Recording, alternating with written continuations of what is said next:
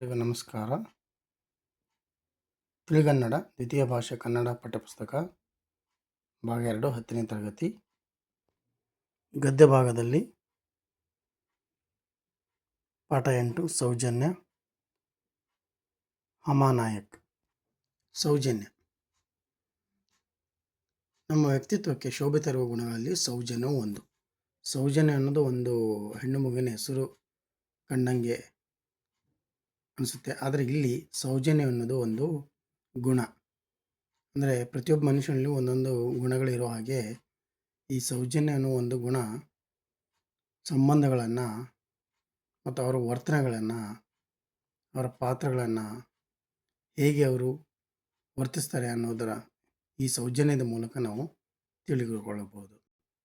ಈ ಸೌಜನ್ಯತೆಯನ್ನು ಒಳಗೂಡಿಸಿಕೊಂಡ ಪ್ರತಿಯೊಬ್ಬ ವ್ಯಕ್ತಿಗಳು ಸಮಾಜದಲ್ಲಿ ಹೇಗೆ ಪ್ರಭಾವವನ್ನು ಬೀರುತ್ತಾರೆ ಇದನ್ನು ಮನಗಂಡು ನಮ್ಮ ಹಿರಿಯರು ಕೂಡ ಕೆಲವೊಂದು ಮಾನವೀಯ ಮೌಲ್ಯಗಳನ್ನು ಹೇಳುತ್ತಿದ್ದರು.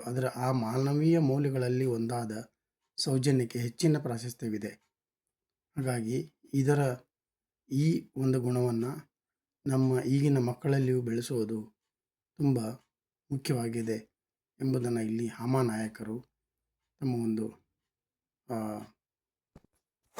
ಈ ಪಾಠದಲ್ಲಿ ತಿಳಿಸಿಕೊಟ್ಟಿದ್ದಾರೆ. ಪಾಠದ ವಿವರಣೆಯನ್ನು ತಿಳಿದುಕೊಳ್ಳೋಣ. ಅಂದರೆ ನಮ್ಮ ದೈನಂದಿನ ಬದುಕಿನಲ್ಲಿ ಈ ಒಂದು ಸೌಜನ್ಯ ಗುಣ ಅಂತ ಇರುತ್ತಲ್ಲ, ಅದು ಬಹಳ ಮುಖ್ಯವಾಗಿರುತ್ತದೆ.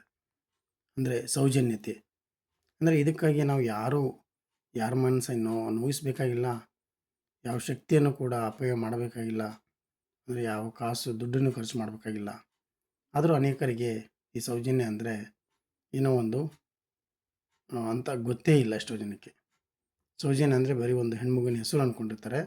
ಆದರೆ ಇದು ಒಂದು ಮಾನವೀಯ ಮೌಲ್ಯ ಅನ್ನೋದನ್ನು ತಿಳ್ಕೊಬೇಕಾಗಿದೆ. ಸೌಜನ್ಯತೆ ಅಂತ ಅಂದರೆ ಒಬ್ಬರು ಇನ್ನೊಬ್ಬರ ಬಳಿಗೆ ಹೋಗಬೇಕಾಗಿ ಬಂದಾಗ ಸಮಾಜದ ಜೀವನದ ಇದೊಂದು ಪ್ರಧಾನ ಲಕ್ಷಣ ಅಂತ ನಾವು ಹೇಳ್ಬೋದು.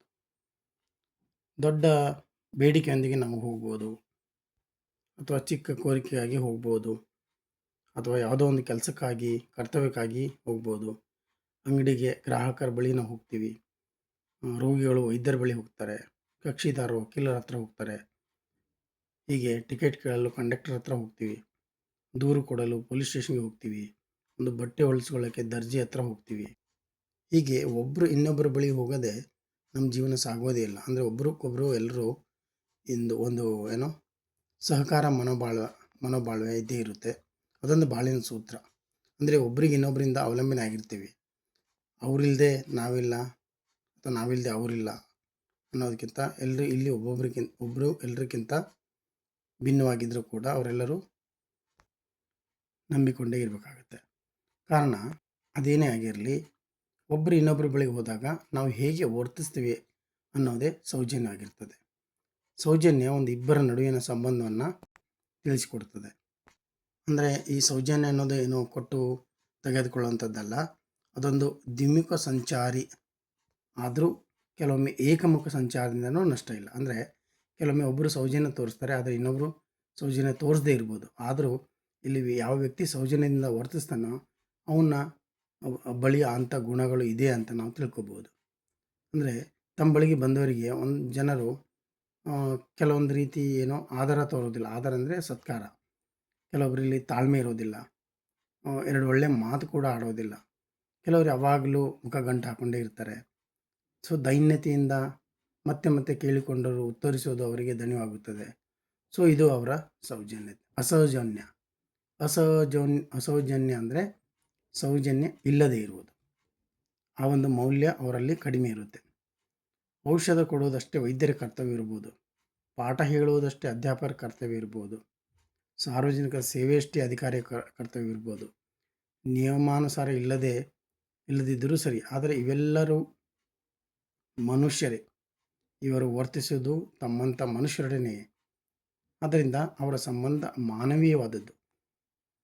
ಅಂದರೆ ಇಲ್ಲಿ ಮನುಷ್ಯನ ನಡುವಿನ ಸಂಬಂಧವು ಮಾನವೀಯ ಸಂಬಂಧ ಆಗಿರ್ತದೆ. ಆ ಮಾನವೀಯ ಸಂಬಂಧಗಳಲ್ಲಿ ಕೆಲವು ಮೌಲ್ಯಗಳಿದ್ದಾವೆ. ಆ ಮೌಲ್ಯಗಳಲ್ಲೇ ಈ ಸೌಜನ್ಯ ಅನ್ನೋದು ಒಂದು ಮಹತ್ವವಾದ ಮೌಲ್ಯವಾಗಿದೆ. ಮಾನವೀಯ ಸಂಬಂಧ ಸೌಜನ್ಯವನ್ನು ಅಪೇಕ್ಷಿಸುತ್ತದೆ.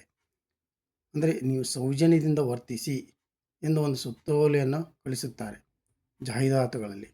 ಅಂದರೆ ಕೆಲವು ಸರ್ಕಾರಿ ಕಚೇರಿಗಳಲ್ಲಿ ಕೆಲವೊಂದು ಜಾಹೀರಾತುಗಳನ್ನು ಹಾಕಿರ್ತಾರೆ.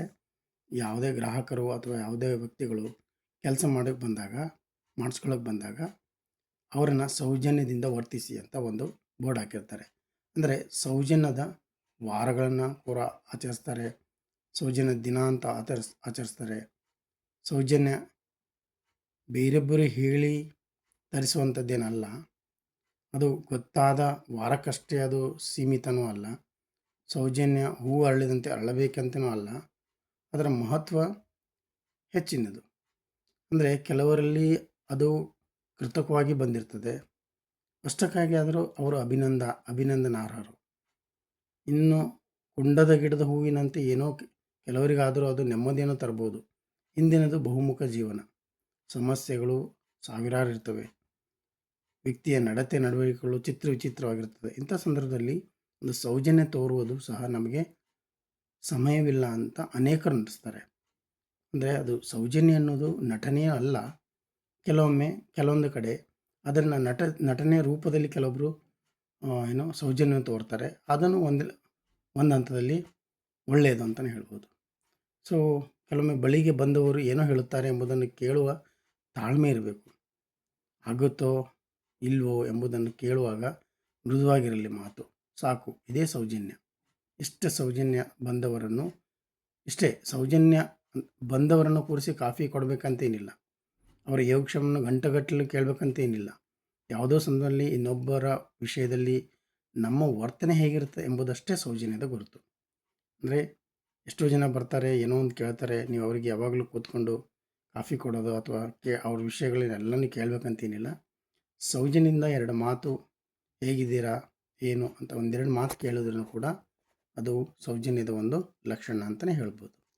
ಸಹಾನುಭೂತಿ, ಸಹೃದಯತೆ, ಸಮಾಧಾನ ಸೌಜನ್ಯಶೀಲರ ಲಕ್ಷಣ. ಸಹಾನುಭೂತಿ ಅಂದರೆ ಸಹಾಯ ಮಾಡುವಂಥದ್ದು, ಸಮಾಧಾನ ಅಂದರೆ ಸಮಾಧಾನವಾಗಿ ಇದ್ದು ಕೇಳಿಕೊಳ್ಳುವಂಥ ಲಕ್ಷಣ. ಒಂದು ನಗು, ಒಂದು ಮಾತು ಬಳಿಗೆ ಬಂದವರಿಗೆ ಒಂದು ತೃಪ್ತಿ ನೀಡುತ್ತವೆ.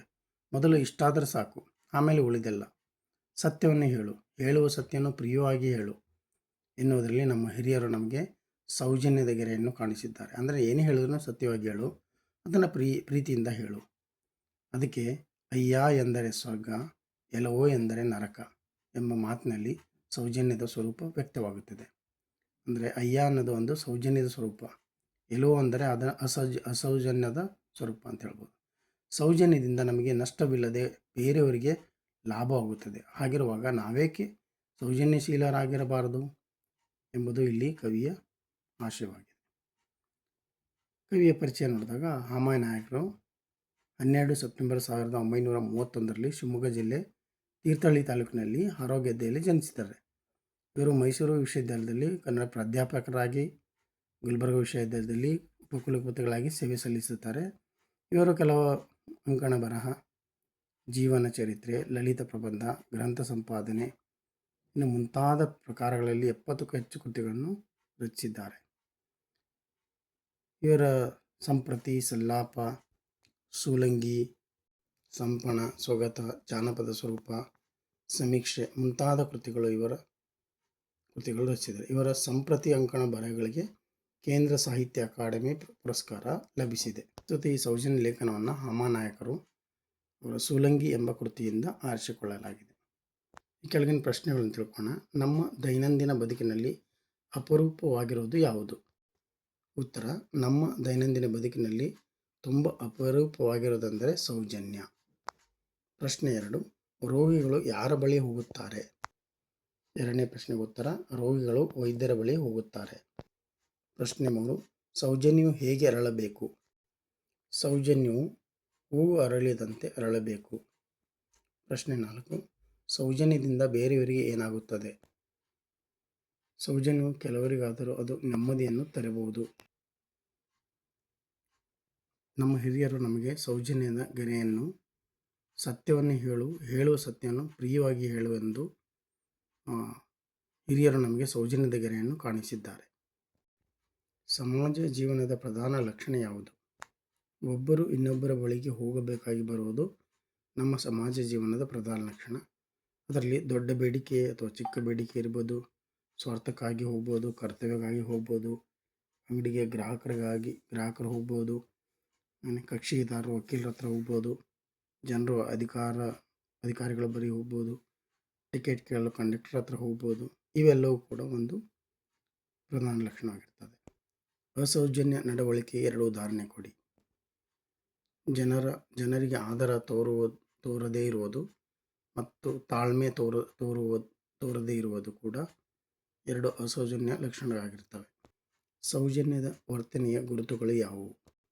ಸಹಾನುಭೂತಿ, ಸಹೃದಯತೆ, ಸಮಾಧಾನ. ಇದು ಸೌಜನ್ಯಶೀಲರ ಲಕ್ಷಣ. ಒಂದು ಮಾತು, ಒಂದು ನಗು ಬಳಿಗೆ ಬಂದವರಿಗೆ ಒಂದು ತೃಪ್ತಿ ನೀಡುತ್ತದೆ. ಮೊದಲು ನಮಗೆ ಇಷ್ಟ ಆದರೂ ಕೇಳುವ ತಾಳ್ಮೆ ಇರಬೇಕು. ಸತ್ಯವನ್ನು ಹೇಳಬೇಕು, ಸತ್ಯವನ್ನು ಪ್ರಿಯವಾಗಿ ಹೇಳಬೇಕು.